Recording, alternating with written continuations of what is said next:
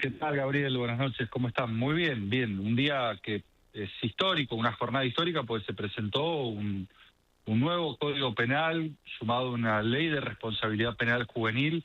Pensemos, Gabriel, que tenemos un Código Penal que data del año 1921, una Claro. Argentina que ya no existe y donde es imprescindible atacar a organizaciones criminales, a organizaciones vinculadas al narcotráfico, a la trata de personas, y donde tenemos flagelos, en donde han aumentado exponencialmente los delitos violentos y la respuesta del Estado tiene que estar de acuerdo a esos delitos violentos, y por eso nosotros impulsamos un Código Penal con penas más severas. Pensá, te doy un ejemplo.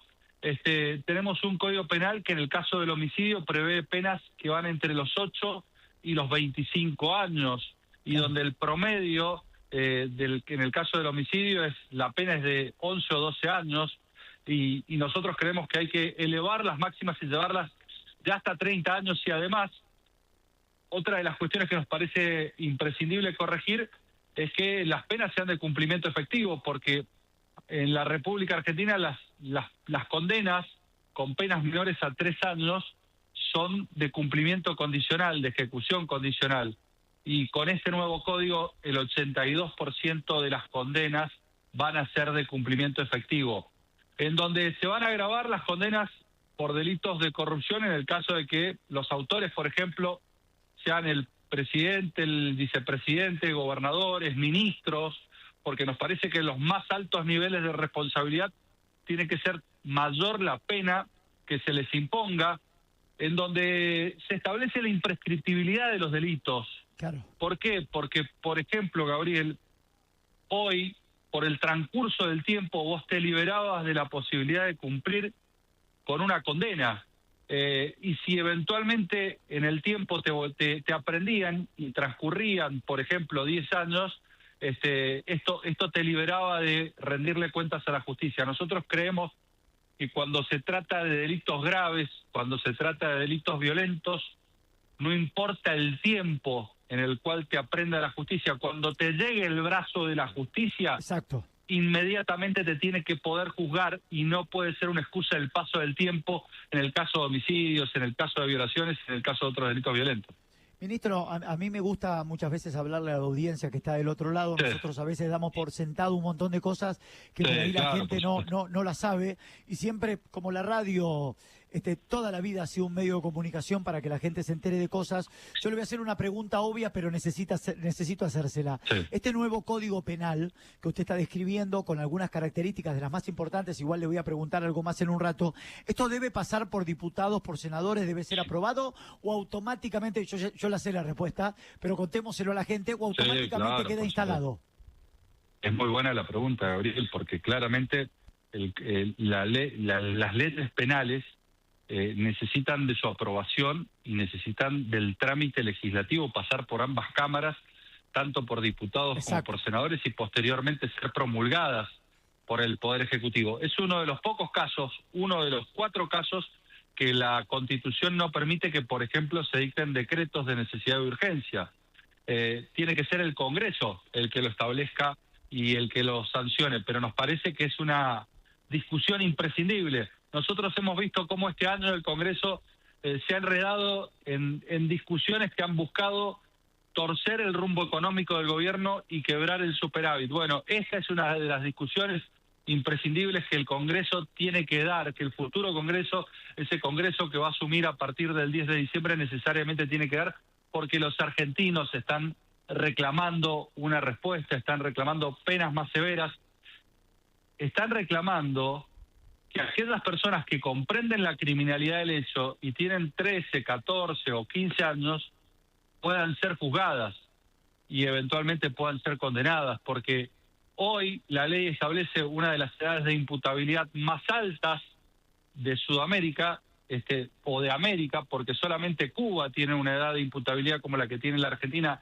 a los 16 años, y esto impide, por ejemplo, que muchas víctimas puedan hacer justicia, porque la ley no permite avanzar cuando el delito lo comete una Claro. persona que tiene entre 13, 14 y 15 años, no obstante haber comprendido la criminalidad del acto que cometió. O sea que va a ser muy interesante también, porque la gente va a poder ver en acción en este tema, porque yo creo que todos estamos esperando un código penal mucho más riguroso, tolerancia cero, como lo han marcado también, Por pero hay supuesto. muchos en el Congreso muchas veces que le han dado la espalda a este tipo de situaciones y han defendido, no sé si la palabra es defender a los delincuentes, pero no han protegido a la sociedad de una cantidad de ilícitos, asesinatos y hurtos Sí. que vivimos cotidianamente. Digo, está bueno porque vamos a poder poner el foco nuevamente en diputados y senadores cuando tengan que trabajar sobre esta ley. Lo decís bien, Daniel, han defendido delincuentes. Y yo te lo digo porque fui autor de la última modificación del Código Penal y de la Ley de Ejecución de la Pena que prevé el cumplimiento completo de las condenas cuando se trata de homicidios, de robos agravados, de violaciones, de actos de terrorismo, de actos de narcotráfico, pero no todo el Congreso votó de la misma manera. Exacto. El kirchnerismo terminó defendiendo y justificando a esos delincuentes, considerando que eran víctimas de la sociedad y que por tanto tenían que tener un cumplimiento atenuado o morigerado de la condena, que tenían que salir a mitad de condena con salidas transitorias y con 2/3 de la condena tenían que salir con libertad condicional. Nosotros Perdón, ministro, creemos que hay que... Sí. victimizándolos en algunos casos. Exactamente. Las únicas víctimas en la Argentina son las que sufren los delitos, no las que los cometen. Esos se llaman delincuentes. Y así hay que tratarlos y así tiene que caerles todo el peso de la ley y todo el peso de la justicia a través de penas que sean severas. No pueden ser un chachá en la cola cuando estamos hablando de delitos graves. Se tiene que sentir el rigor de la pena, porque además las penas, Daniel, no buscan solamente resocializar al delincuente, sino que además buscan proteger a la sociedad frente al crimen, y no nos podemos olvidar ese fin que tienen las penas y que buscan proteger a una sociedad que reclama y requiere de seguridad y reclama y requiere de justicia. Estamos hablando con el ministro de Defensa, Luis Petri, sobre la nueva ley. Ministro, ¿qué rol van a jugar las Fuerzas Armadas en el nuevo enfoque de tolerancia cero frente al delito? Bueno, nosotros hemos cambiado el enfoque y las funciones de las Fuerzas Armadas conforme lo establece la ley, pero en donde esa ley no se cumplía, porque había sesgo ideológico, porque no solamente, Daniel, se demonizaba, se perseguía a las Fuerzas Armadas, se las humillaba, y todo esto se hacía con sesgo ideológico, sino que además se restringían sus funciones.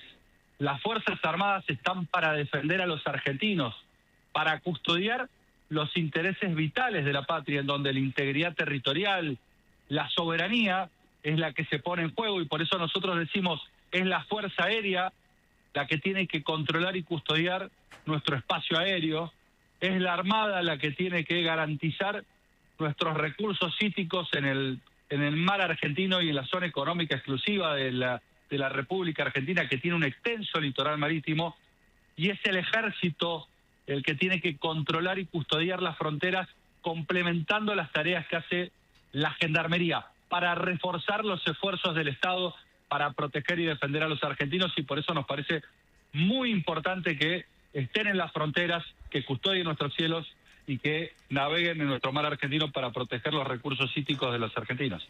Ministro, ¿qué impacto cree usted que va a tener la reducción de la edad de imputabilidad sobre la seguridad nacional o en las zonas de fronteras? Vos sabés que el impacto tiene que ver con la posibilidad de hacer justicia en el caso concreto, en esa familia que pierde un ser querido en manos de una persona que comprendía la criminalidad del hecho que cometía y sin embargo avanzó en ese cometido y lo ejecutó. Digo, cuando uno ve los delitos cometidos por menores en conflicto con la ley penal, no superan el 5 o 7%. Entonces, siempre la discusión se da en términos estadísticos. ¿Cuánto impacta en la cifra del delito o eventualmente en las condenas? El punto es cuánto impacta para la víctima que sufre el delito. Ir a golpear las puertas de la justicia y que se cierren de par en par porque la ley arbitrariamente define que a los 16 años esa persona recién puede ser juzgada y puede tener algún tipo de reproche penal. Pero si tiene 15 años y 11 meses, esa persona es directamente inimputable. Entonces nosotros lo que creemos es que hay que bajarle la imputabilidad para permitir que se haga justicia y para permitir que esas personas que cometen delitos violentos y aberrantes puedan rendir cuentas a la justicia y eventualmente se les puede imponer una pena. Estamos hablando con el ministro Petri. Ministro, ¿usted cree que el Código Penal, esto es un pensamiento mío, lo cual usted lo puede compartir o desestimar, ¿usted cree que el Código Penal, si bien era muy antiguo, muy viejo y había que reformularlo como lo están haciendo ustedes ahora, defendía de alguna manera más al delincuente que a la víctima? Sí, a ver, el sistema penal estuvo preparado para defender a los delincuentes y garantizar sus derechos y para marginar a la víctima, para desinformarla, para que no solamente fuese víctima del delito, sino que posteriormente fuese víctima del proceso, lo que se llamaba la revictimización o la victimización secundaria, porque se la abandonaba a la víctima, porque no se la asesoraba, porque no se le informaba, porque no tenía apoyo y contención psicológica. Porque cuando uno, y vos bien lo mencionás, veía los códigos procesales penales, tanto federales como de las provincias, daba cuenta de que los imputados tenían un arsenal de derechos a su favor, mientras que las víctimas solamente contaban con un pequeño puñado de derechos a la hora de participar en el proceso y a la hora de avanzar en el juzgamiento de los responsables del delito que habían cometido. Ministro, ¿cómo se coordinará la implementación del nuevo Código Penal con el sistema penitenciario, ya sea militar o con delitos dentro del ámbito de defensa? A ver, en esto no tiene que ver el ámbito de la defensa. Sí es importante que estamos implementando un sistema acusatorio en todo el país, donde ya se implementó en Jujuy y Salta, se implementó en Santa Fe, se implementó en Mendoza, en Neuquén. Ha avanzado un sistema que posibilita que las investigaciones judiciales sean más ágiles, exista mayor celeridad. Ahora, dicho esto, necesitamos cubrir las vacantes de ese Poder Judicial. El 48% de las vacantes del Poder Judicial hoy duermen en el Senado, que parece que tiene otra agenda, pero no tiene la agenda de los problemas de los argentinos, y muchos de esos problemas están vinculados con la resolución de causas judiciales por delitos complejos o por delitos federales. Ministro, Jazmín la saluda, ¿qué tal? ¿Qué tal, Jazmín? ¿Cómo estás? Bien, porque el régimen penal juvenil se empezó a tratar en la Cámara de Diputados, hubo dictamen, pero después nunca llegó al recinto. ¿Cree que con el recambio va a ser posible aprobar no solo lo del régimen, sino todo esto que estamos hablando? Sí, yo creo que sí. Yo albergo la esperanza de que el próximo Congreso tenga la agenda de las demandas sociales, y la agenda de las demandas sociales, entre otras cosas, pasa por garantizar mayor seguridad. Se ha hecho muchísimo. Pensemos que cuando nosotros llegábamos al gobierno nos encontrábamos con el anterior ministro de Seguridad de la gestión de Alberto Fernández, Aníbal Fernández, que sentenciaba que el narcotráfico había ganado la batalla en Rosario después de un tiroteo a un supermercado, que habían suprimido la Subsecretaría de Lucha contra el Narcotráfico. Ese fue el estado de situación. Y nosotros no bajamos los brazos. Inmediatamente coordinamos esfuerzos con la provincia de Santa Fe, las fuerzas federales de seguridad, las fuerzas armadas aportando la logística en este plan bandera que bajó significativamente el delito y la violencia en Rosario. Posteriormente creamos la Dirección Federal de Investigaciones, que me parece, el Departamento Federal de Investigaciones, que me parece que da un cambio sustantivo en lo que tiene que ver con investigaciones judiciales, y algo que es muy importante también, además de la lucha contra las organizaciones criminales, tiene que ver con el restablecimiento del orden en la calle, que me parece que es clave, teniendo en cuenta que veníamos de una Argentina que estaba sembrada por los piquetes a lo largo y a lo ancho del país, con más de 9.000 piquetes, y en donde, pese a todo la contrariedad que hemos tenido en el Congreso, hemos logrado sancionar leyes importantes como la ley antimafias, la ley de registro de ADN y la ley de reincidencia, que son leyes trascendentales. Ahora viene otra etapa donde necesitamos reformas estructurales de fondo, y por eso un régimen de responsabilidad penal juvenil, y por eso un código penal actualizado a los delitos que hoy sufre la sociedad argentina. Aprovecho a consultarle porque usted viajó a Estados Unidos con la comitiva de Milei, ya es el mes pasado. ¿Qué nos puede comentar de ese viaje y de su presencia? Porque se habló muchísimo, hubo muchas especulaciones. ¿Qué reuniones y qué se pudo avanzar en ese viaje? A ver, escuchamos muchísimas especulaciones, pero claramente yo acompañé al presidente.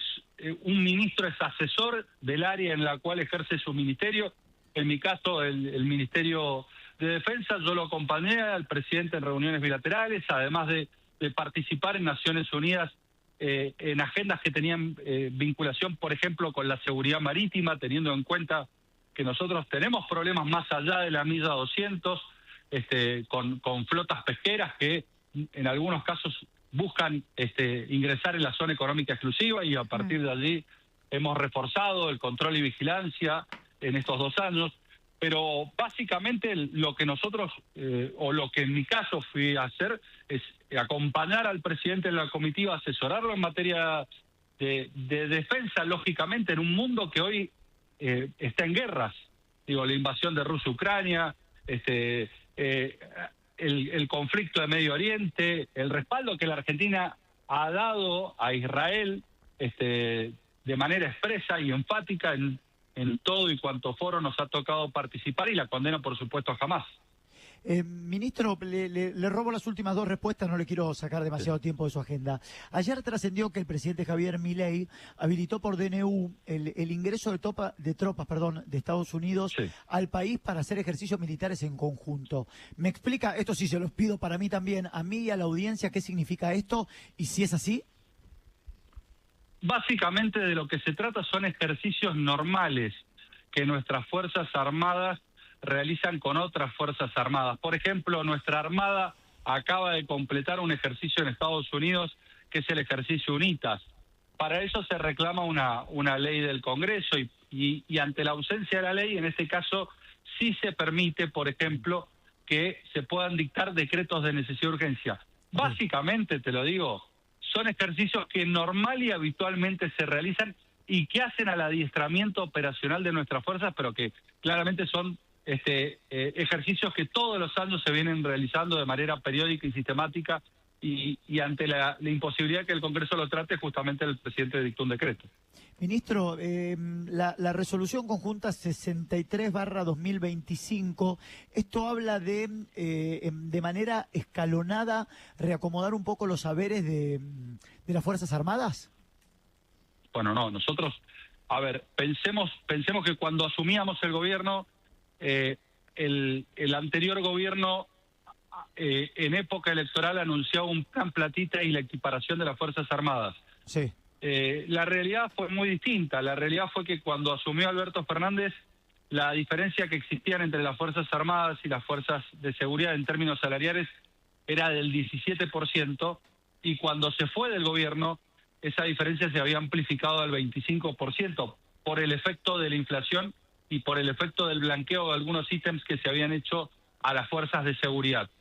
Nosotros dimos un aumento del 5% de la cuota de equiparación, que ha bajado esa diferencia en el 19%, y a su vez este año, en el mes de marzo, dimos un aumento tanto a las Fuerzas Armadas como a las Fuerzas de Seguridad de un 5% por encima de la Administración Central. Y esperamos a fin de año poder dar un incremento más a nuestras Fuerzas Armadas para bajar esa brecha que existe entre las Fuerzas Armadas y las Fuerzas de Seguridad, y para jerarquizarlas y garantizar la efectiva equiparación, que es el objetivo final cuando concluye el mandato del presidente Javier Milei.